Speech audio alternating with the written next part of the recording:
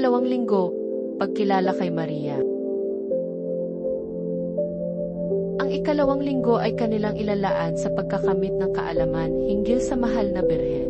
Kailangan makipag-isa tayo kay Jesus sa pamamagitan ni Maria. Ito ang pinakabuod ng ating pamimintuho. March 11, 2025, Martes, hilingin ang biyaya ng Espiritu Santo. Kausapin ang isang taong hindi kinagigiliwan.